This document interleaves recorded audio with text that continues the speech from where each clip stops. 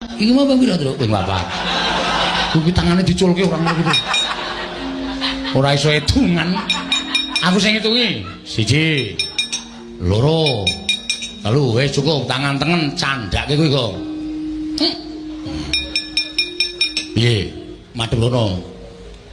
Nah, dikowo tangan loro, ndak tiba. Nggih. Mati kowe, ajar dasmu. Nah, kene wedi. Kene wedi ro pusakane dhewe. Iki pancen cah edan ora. Aku meng jajal kok. Duwe pusaka gleleng barang tak cekel mati jeneng aku kok bengok-bengok ora. Bengok-bengok dengkul mlocot kuwi. Kowe nganti tekan kowe jadaku aku mati tenan. Ayo ora mungkin ya. Minggir. Ya. Minggir ah, cuplok matamu. Iki canggleleng iki. Awak Surakarta jangan. Ora ngerti kancane iki. Nata Mantura Prabu Baladewa dipanalu kala. Sing ngakon kuwi dadi Nata Mantura sapa? Ketoke niku nek nggawa pusaka niku kekuatane kaya dadi Baladewa. Ora gak aku gak. Wegah aku. Nggih. Ora dadi aku. Nggih. Aku ya wagu. Ya mati jeneng aku. Wagu kula nek omong kudu menjelma dadi Baladewa. Ya wis sakarepmu ning omongane tok.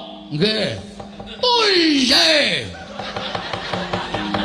Jagat Dewa Bathara kocam kacarita kae kecap kae mrijo.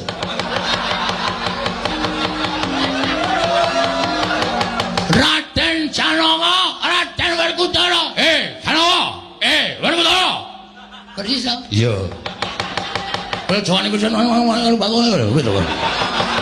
Kowe mayan ora wae ketipan mengke negara krakon mati jeneng aku.